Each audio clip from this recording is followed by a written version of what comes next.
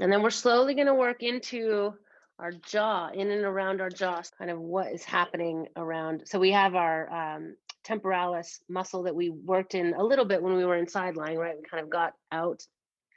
But certainly, if you're feeling like you want to explore all the way back above your ear and into this muscle, like all the way up in here, maybe check in there.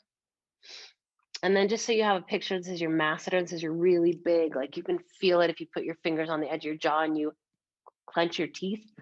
So we can start to get down into there where it attaches into your jaw. And really all along these cheekbones, right? So you're just going to start to explore all the way down around your cheekbone, above it, around your ear, down.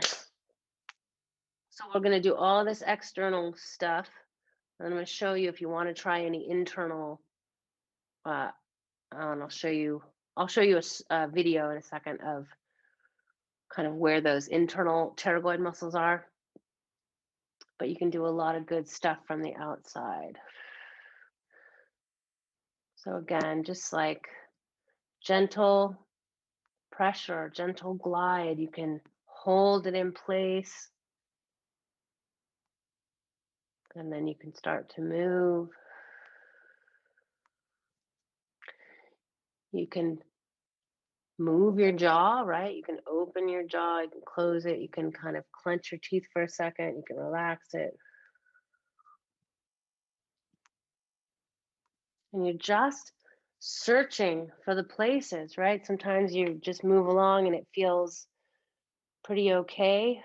And then you'll get on one spot and you're like, holy cow, it's either really tender, maybe you need to ease up a little bit, or it's just tight. Like you just feel like kind of a nodule. It's almost like a really, I mean, you know what a tense muscle feels like, right? So just feels kind of ropey and thicker.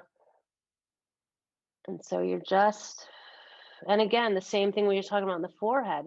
It's not just one direction, right? Check in with all of them.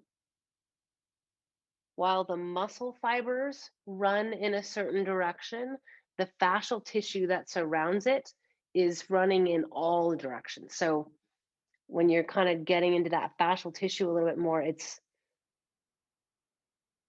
can be very different how it needs to be released. So you're just sort of looking for the pull.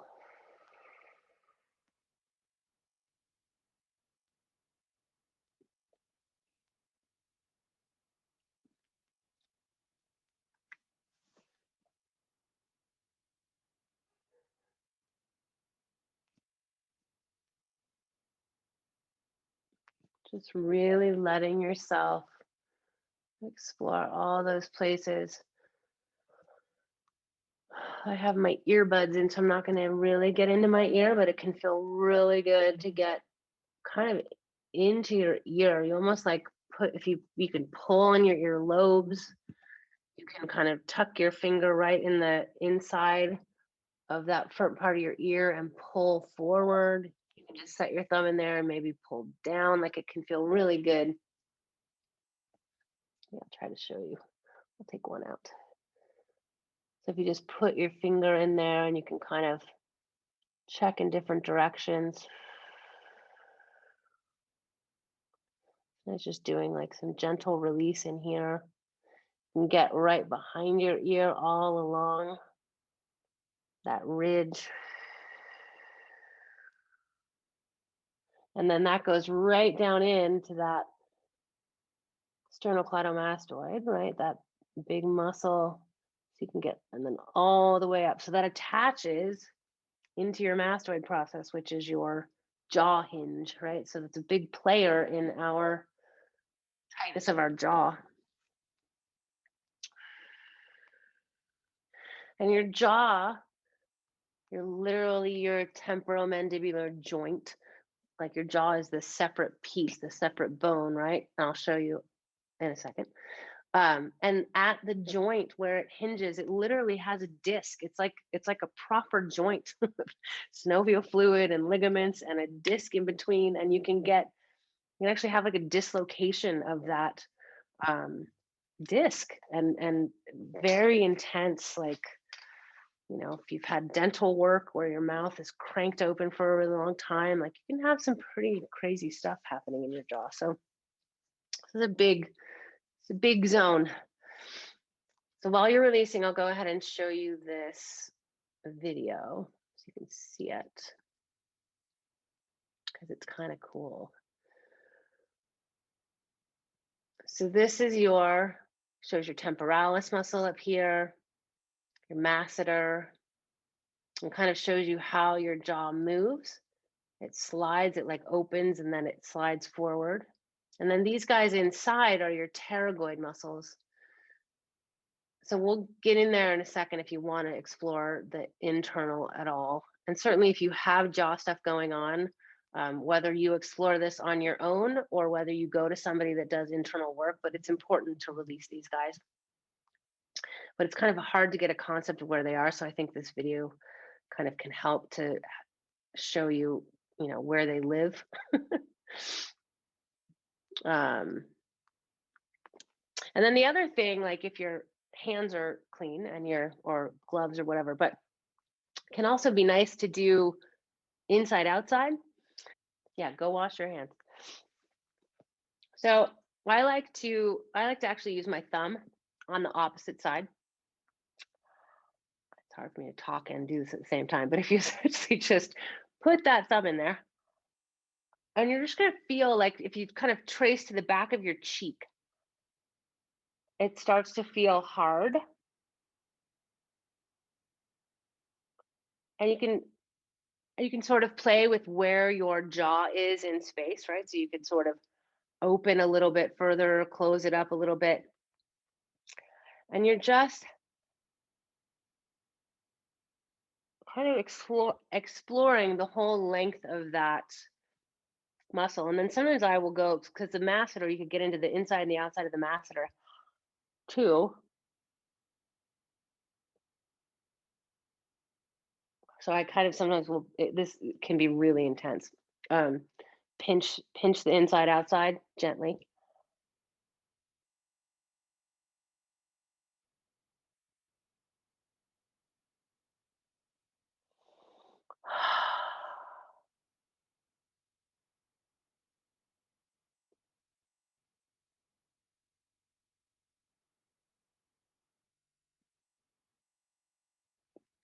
I had some dental work done and my mouth was so far open and they were way back in this furthest back tooth.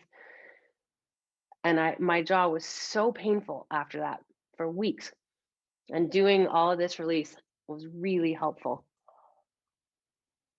Just getting in, like I had so much pain, like kind of around my cheekbone and like it was radiating down into this lower jaw.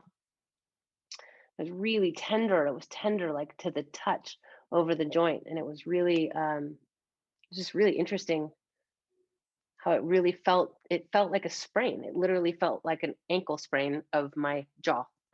It just was really, really interesting.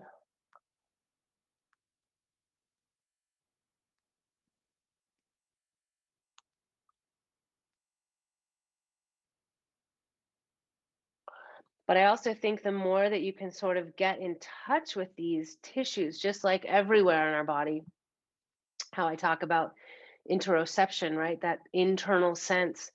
I think the same thing applies in this tissue.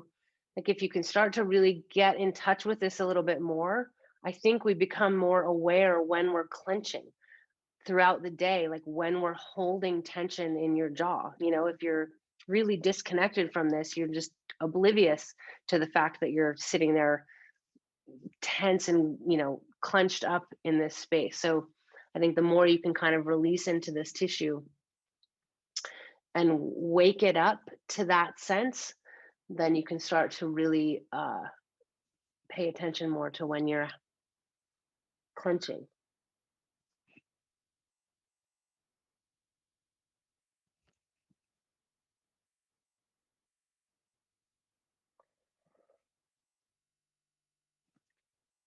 And just always pay attention. I always try to tell people, you're paying attention to where things might be referring.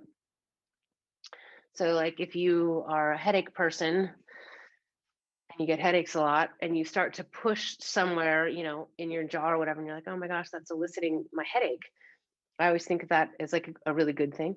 It means you're onto something, right? So there's a connection there, in some way, whether it's neural or fascial.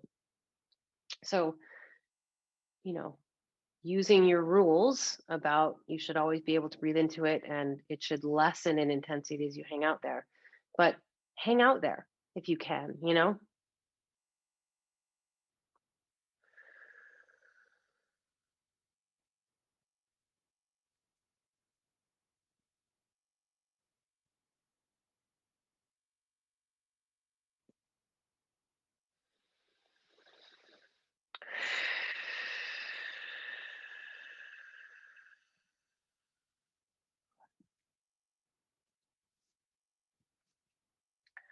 So we'll take maybe another couple of minutes checking in with both sides, whether it's inside, outside.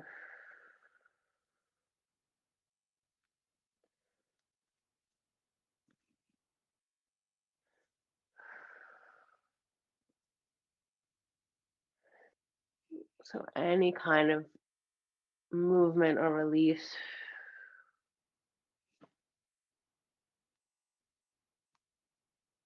And so much of what we got into underneath our jaw and in this area is like the base of your tongue, right? So you get all of these crazy things happening when you're down in this zone that are all connected, to what's happening inside your mouth.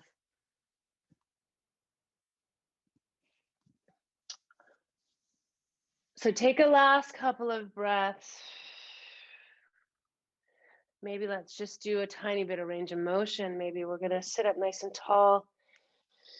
Drop your chin to your chest. And maybe looking up towards the ceiling. Back to neutral. Looking over your right shoulder. And then your left. And then back to neutral, dropping right ear to right shoulder. And then left ear, left shoulder.